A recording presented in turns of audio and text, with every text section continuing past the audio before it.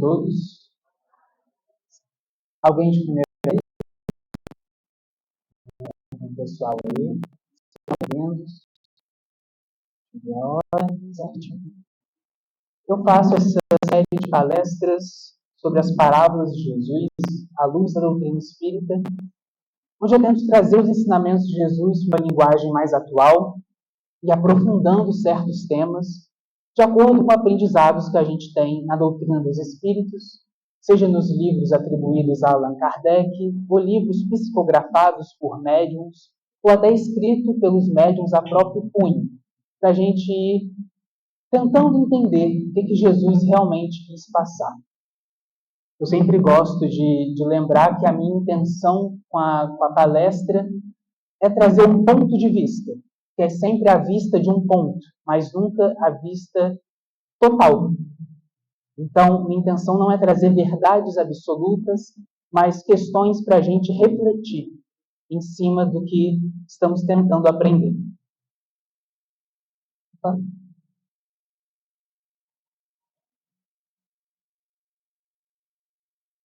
Parou de funcionar?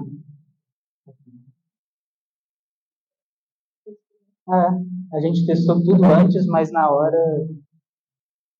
acho que é a pilha. Mas enfim, o tema que eu escolhi para hoje foi Bem-aventurados os pobres de espírito. Vou tentar entender o que Jesus quis dizer com isso. É ser pobre de espírito. Sim. Então, o que Jesus quis dizer com esse ensinamento? Então, para começar, eu vou abordar alguns conceitos e ao longo da palestra a gente vai entendendo o que tem a ver com pobre de espírito. Isso que eu estou falando. Primeira coisa que eu queria abordar é: Jesus condenava a matéria porque os seus seguidores, ou aqueles que dizem segui-lo ao longo da história, por muito tempo condenaram a matéria, como se a matéria fosse algo pecaminoso. A matéria é algo impuro, que deve ser evitado a todo custo, o que ela nos oferece. Mas na versão que nós buscamos compreender na doutrina dos espíritos, não existe condenação à matéria. Não existe essa separação entre profano e sagrado. Não existe uma condenação a uma vida que é imposta a nós através da reencarnação. Como que a matéria ia ser utilizada para a nossa evolução espiritual se ela é impura? Por que criar algo impuro? Então, o que Jesus quis trazer, na verdade, é que a matéria tem que estar a serviço do espírito. Ela pode ser vivida de maneira digna e tranquila. A pobreza de espírito é esse estado íntimo que olha para o mundo material com tranquilidade, com serenidade, sem julgamentos, mas que também sabe que nem tudo convém. Existe uma maneira de viver essa realidade material. E é através da evolução espiritual que a gente vai modificando essa maneira de viver. A gente vai aos poucos abandonando os nossos vícios e desfrutando da matéria de forma disciplinada, equilibrada. Jesus trouxe um contraponto. E aí fica a pergunta: o que é um contraponto? Segundo a definição mesmo do dicionário, contraponto é aquilo que, embora apresente contraste ou oposição, complementa um assunto, um tema que acrescenta uma informação ou apresenta opiniões opostas. Jesus não era contra você ter bens materiais, você ter uma vida próspera de abundância. Jesus não condenava a moeda. Já que você vive no mundo material, você sabe que no sistema político-econômico que se vive é necessário para se ter uma vida digna, com bem-estar, com tranquilidade. A gente não vai entrar no mérito de quais são as mudanças que precisam acontecer no sistema que vivemos, pois aqui não é o local para isso. Mas entendendo que estamos vivendo neste momento, neste local, há uma maneira necessária de se comportar. Estão pedindo para ligar o ventilador. Ligar, que eu acho que ele... é aumentar a velocidade.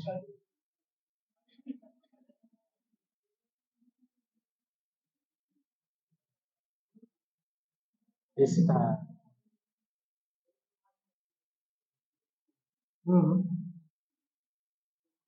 Acho que agora vai melhorar com esses dois ligados.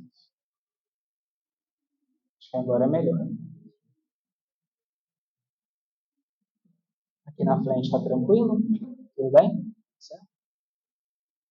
Então, Jesus não condenava essas questões materiais. Não, você tem que abandonar tudo que você tem, por exemplo, e viver na pobreza. Não é isso que ele quis trazer.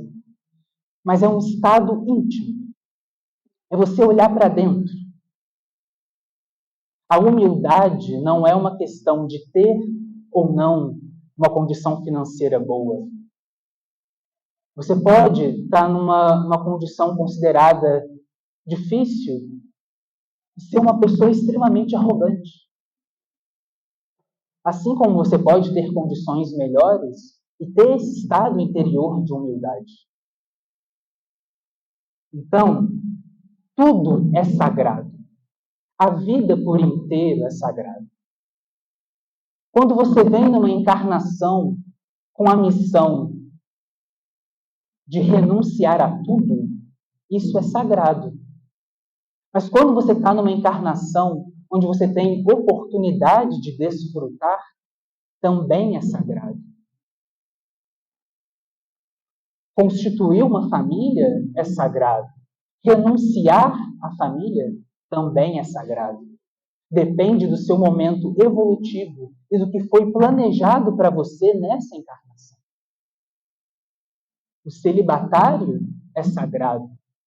A sexualidade é sagrada também. Então, tudo é sagrado. Mas e a prioridade? Essa é a questão que Jesus trazia para nós. Qual deve ser a prioridade? Você entendendo a prioridade, muda todas as áreas da sua vida.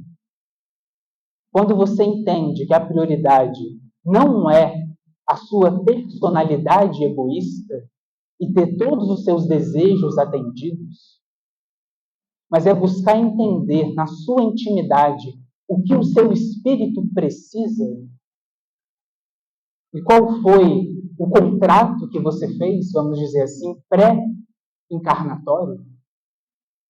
Aquilo que você pediu para aprender nessa vida, para vivenciar nessa vida, aquilo que você vai ter oportunidade de viver e aquilo que você vai ter oportunidade de renunciar. Isso é que precisa ser entendido. A prioridade está no centro do meu espírito. Na consciência, onde, segundo o livro dos Espíritos, está expressa a lei de Deus. Então, a minha consciência deve ditar a minha forma de viver. E é nessa consciência que nós encontramos o que as pessoas chamam de eu superior, e Joana de Ângeles chama de self. O Deus dentro de nós. A sabedoria eterna que nós somos, segundo André Luiz. Então, esse é o direcionamento que a gente precisa dar para a vida material. para viver a matéria com dignidade?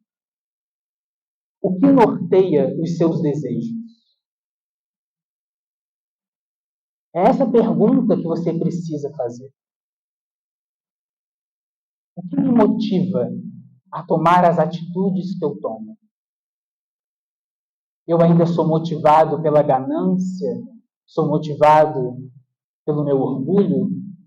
Pela minha inveja ou meu ciúme? Sou motivado por uma ambição desgovernada? Pelo desejo de ter sempre mais? Sou motivado por um vício de querer o tempo todo estimular os meus sentidos em busca do prazer? Então, qual é a origem do meu desejo? Qual é o sentimento por trás das minhas escolhas?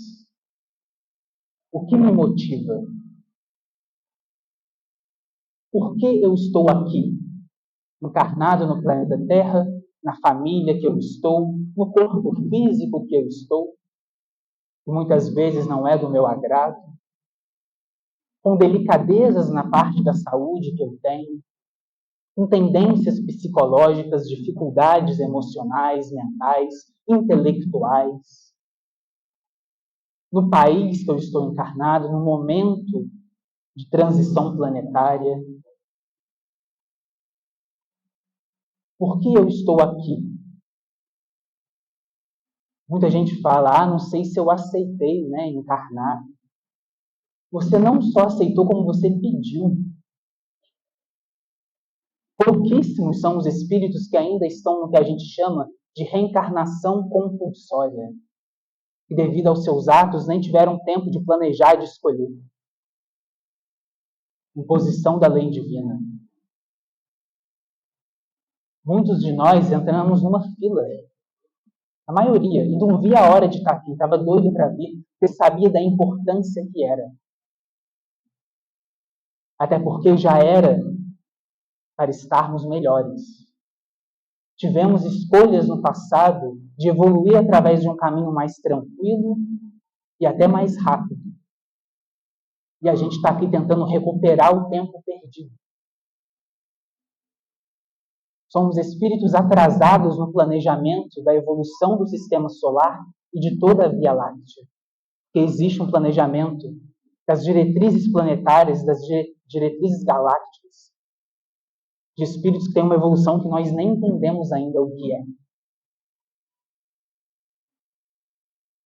Só entenderemos quando chegarmos lá.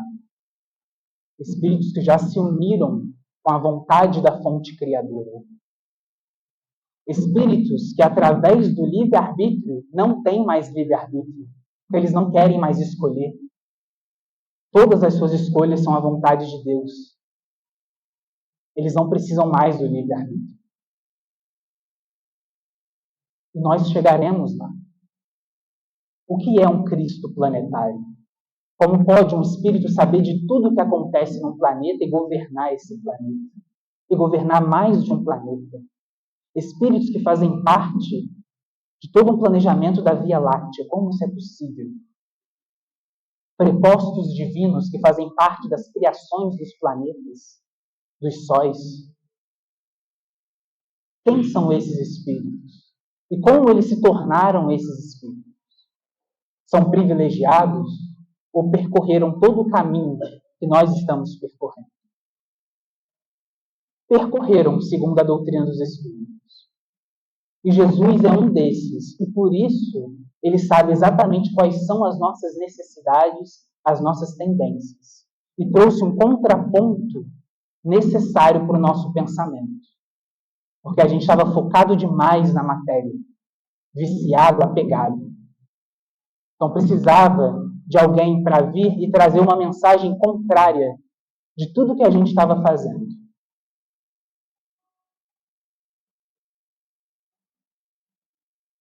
Abriu de novo, pode passar aí, por favor?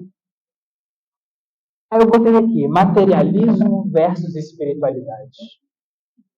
Trouxe a imagem de Francisco de Assis, desse homem de terno e gravata comendo dinheiro, né?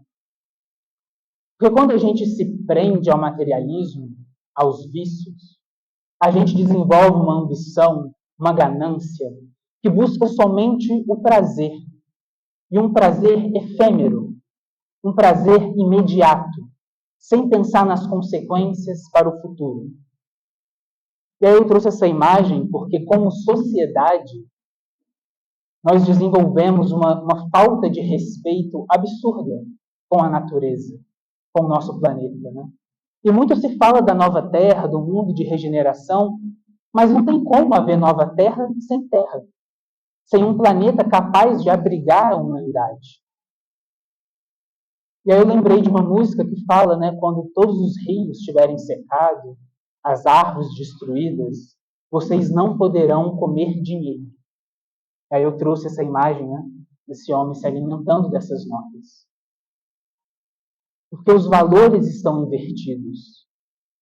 A matéria não está servindo ao espírito como fonte de eterna sabedoria, o centro da nossa inteligência e da nossa essência, mas está servindo a esse espírito que se identifica com um ego, com uma personalidade transitória, cheia de caprichos,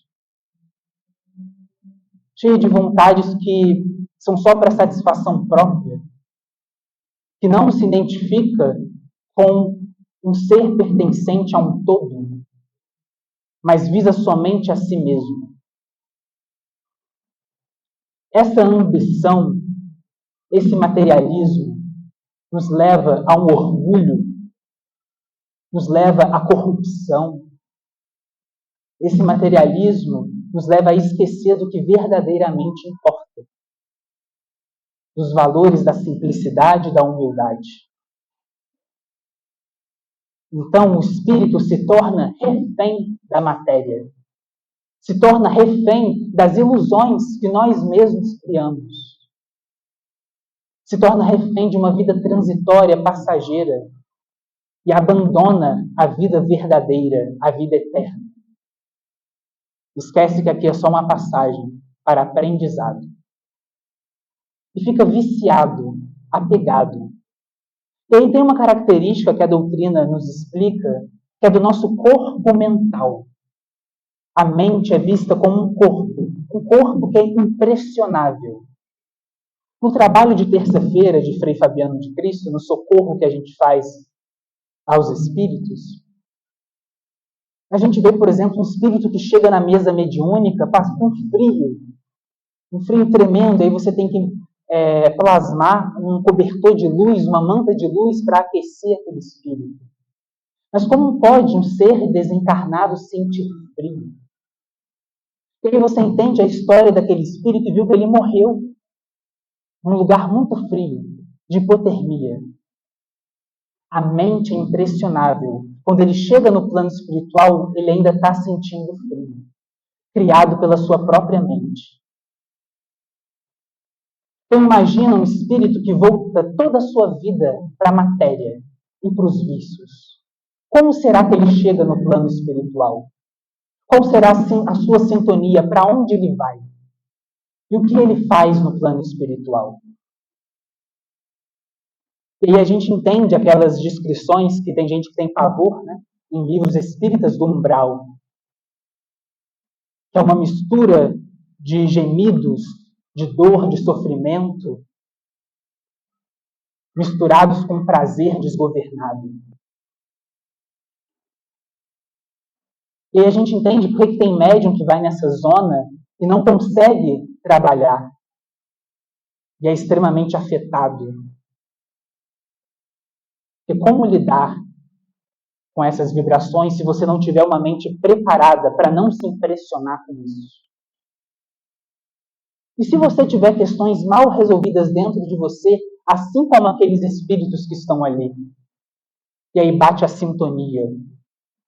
Então não existe essa de você buscar uma vida viciada aqui e achar que quando você desdobra, você vira anjo.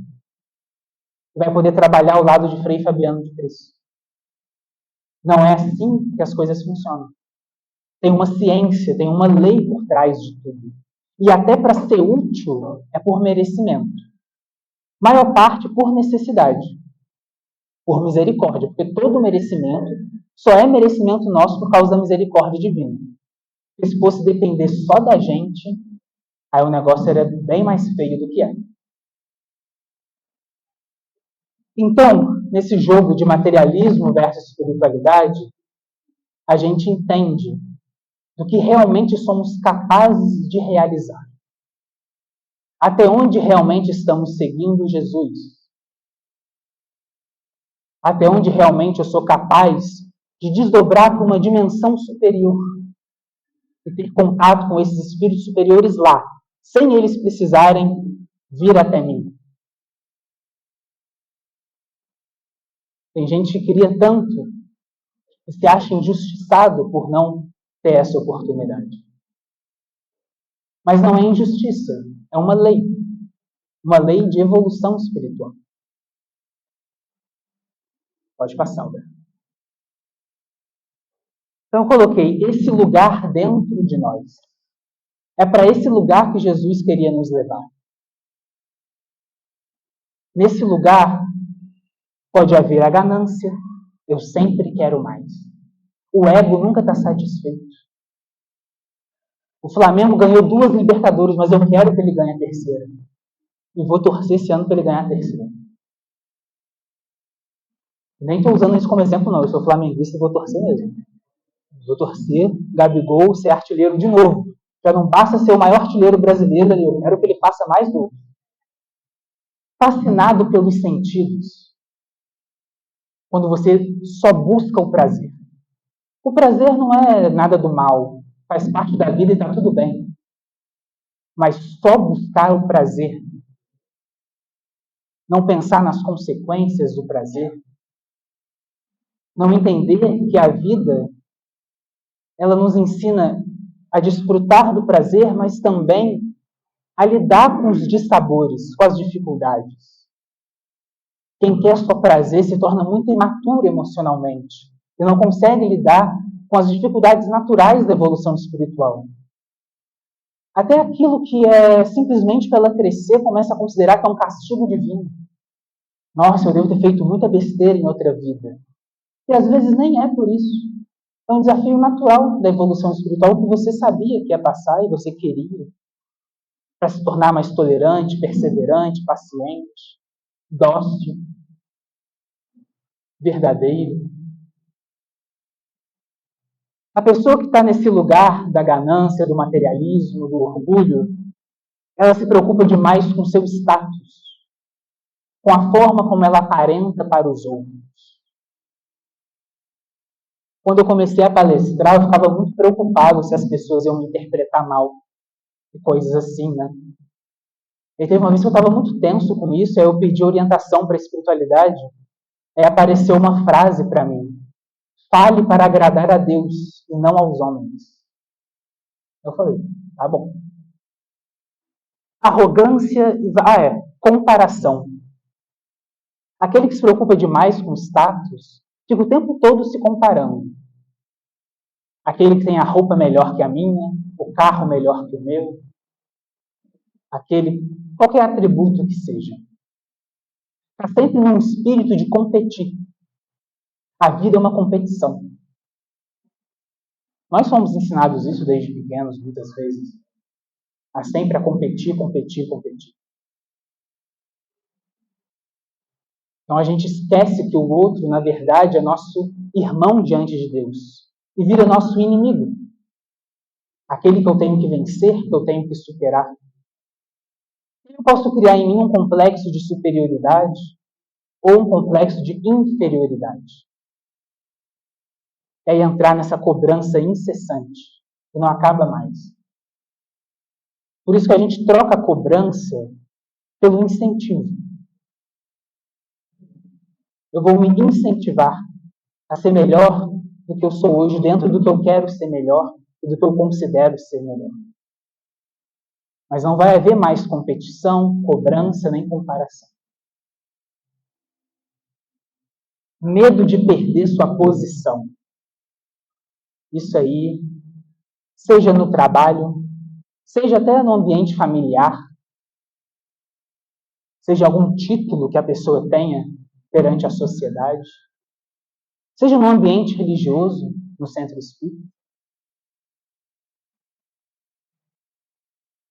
Então, esse medo de perder sua posição vem desse lugar de orgulho.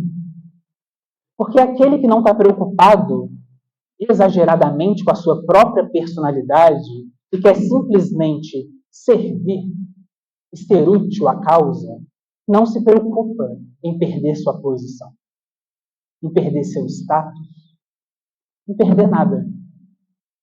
Porque aqueles que querem servir sempre vão ter a oportunidade de servir. E o serviço deve ser a sua recompensa, não a sua posição e o seu status. A gratidão por ser útil. Então você não se preocupe. Olha que beleza. A humildade é um lugar onde tem muito menos preocupação e a vida fica muito mais leve. Raiva e ciúme. Quando você está com essa ambição exagerada, você fica com medo. Você fica nesse estado de defesa, de achar que tem que se defender. E aí você fica raivoso, estressado, tenso, inquieto. Por isso que, segundo a espiritualidade, para termos serenidade, para conseguirmos fazer as pazes com o silêncio, é preciso ter humildade. Somente os corações simples conseguem o que Siddhartha Gautama conseguiu, por exemplo, atingir essa iluminação dentro desse estado interior de puro silêncio. Siddhartha Gautama, que é conhecido como Buda,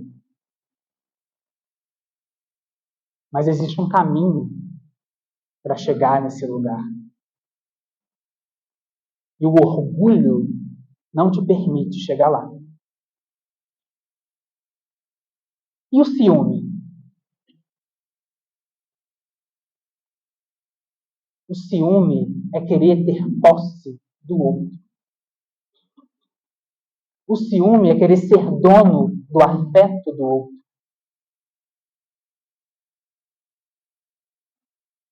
Do desejo do outro. O ciúme é você achar que sem o outro é impossível ser feliz. E aí você se sente ameaçado de perder a fonte da sua felicidade. Ciúme não é amor. O verdadeiro amor liberta. No livro Francisco de Assis, psicografado pelo médium João Nunes Maia, do Espírito Miramês, fala que Clara, quando conheceu Francisco, era a mesma coisa que conhecer um raio de sol, que conhecer um riacho, uma água. Porque o sol e a água nutrem a natureza, sustentam a natureza sem querer nada em troca. Eles apenas são o que são, e sendo o que são, amam a todos, sem distinção alguma. O amor que ela sentiu vindo de Francisco era esse. Eles eram, sim, almas afins, espíritos afins, de grande afinidade. Mas essa afinidade não é posse.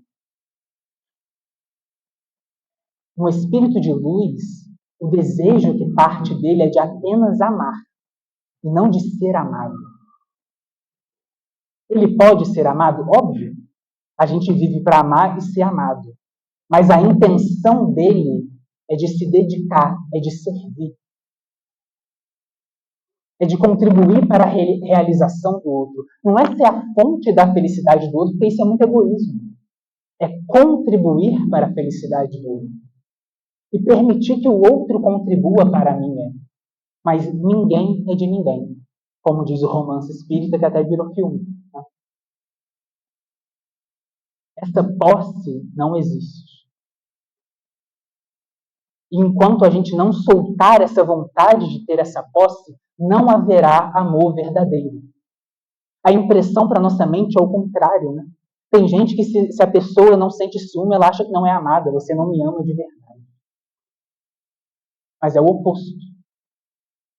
Só é amor quando se transcende o ciúme. Até lá é aprendizado. Estamos aprendendo a amar. Pode passar. Um coração tranquilo. Aí eu coloquei a imagem do Thich Nhat Hanh, um monge zen budista, né, que ele ensinava coisas muito interessantes sobre humildade, sobre tranquilidade, como ter serenidade no coração. Ele tem uma frase muito bonita que eu gosto, que é: ande no planeta Terra como se você estivesse beijando o planeta com a sola dos pés. Olha que coisa bonita, né? Tenha reverência pela vida.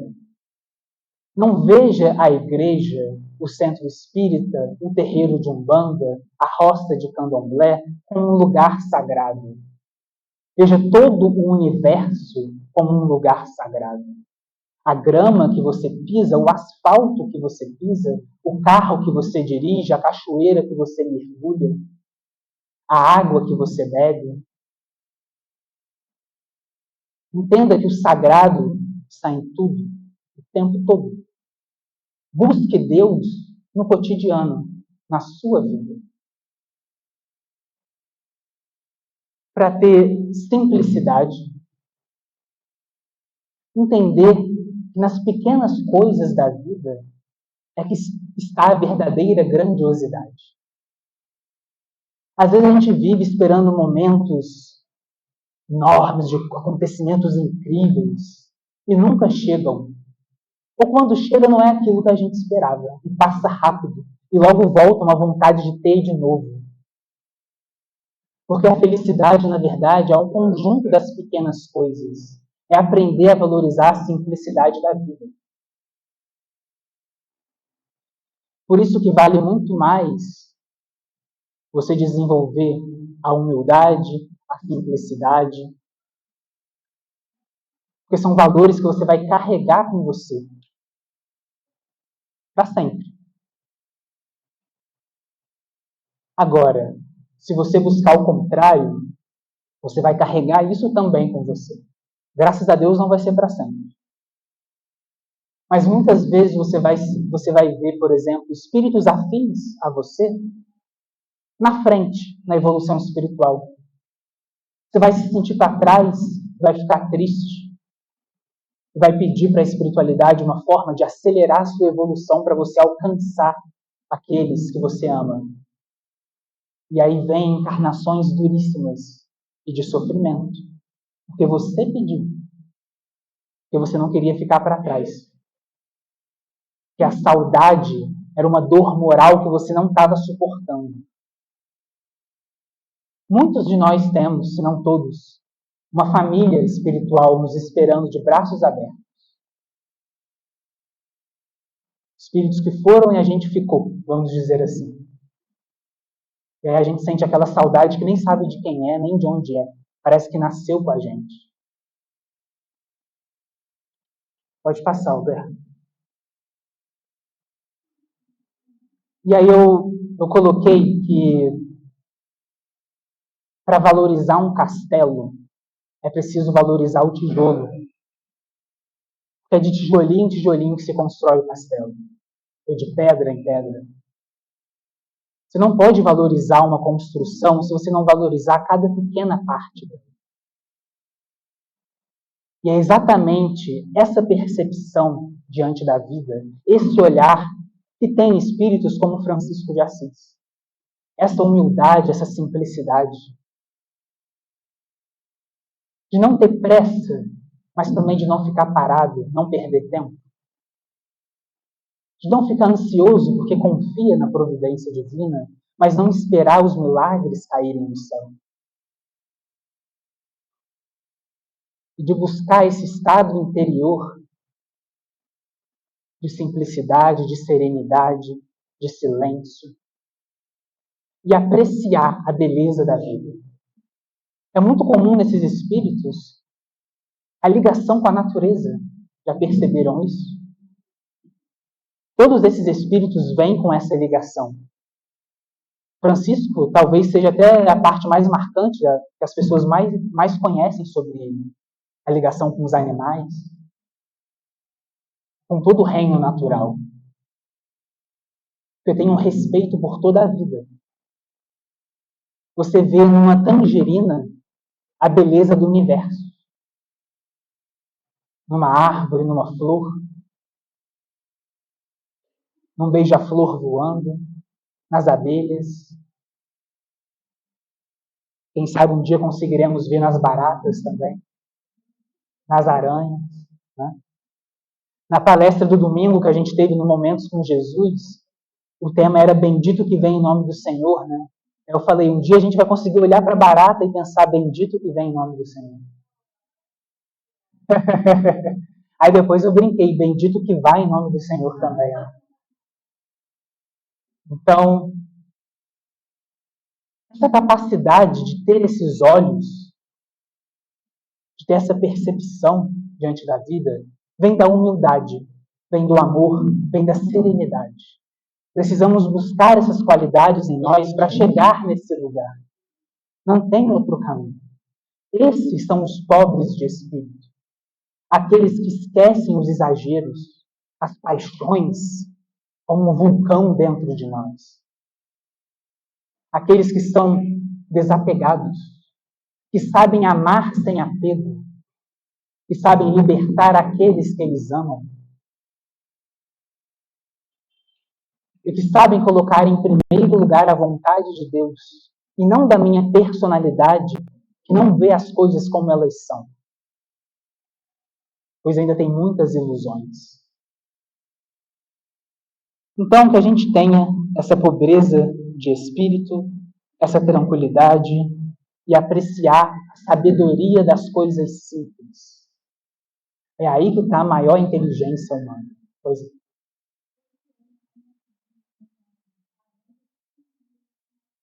Maranhinha?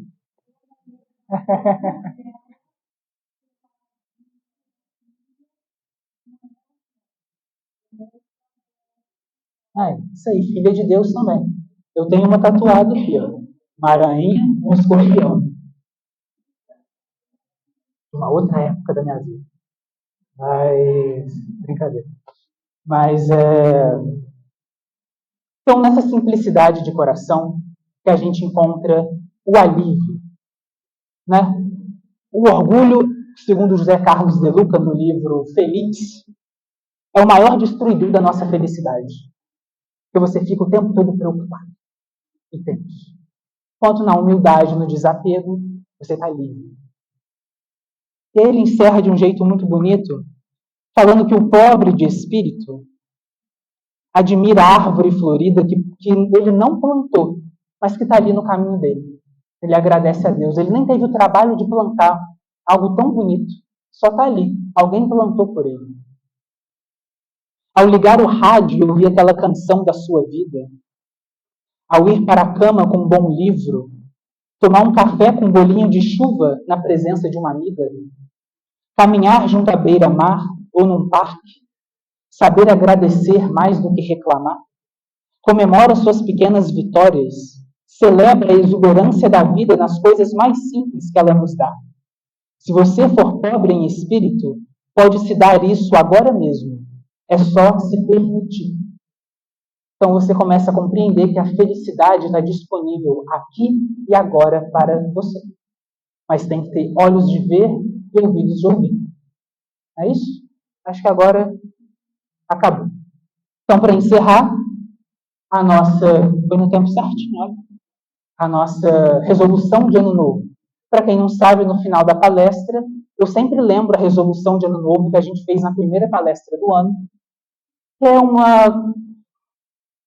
Quem sabe aí uma ideia, né, que vocês aceitem para sempre estar lembrando todos os dias. Igual tem a resolução de emagrecer, de parar de comer isso, aquilo, lembrar disso aqui todos os dias, durante o ano de 2024. Aceite o conteúdo do momento presente como se fosse o melhor para você. E o assuma como escolha sua. Então, seja um momento como um período, uma crise financeira que você está passando, por exemplo, ou esse exato segundo. Aceite o momento como se fosse escolha sua, como se você quisesse passar por ele. Como que você se comportaria se você quisesse passar por ele? A única coisa que um momento ruim precisa é de outra interpretação. Então, que a gente mude a nossa interpretação, saindo da ganância, saindo do vício e indo para a pobreza de espírito, para a humildade, para a simplicidade. Beleza? Por hoje é só, um grande abraço e até a próxima.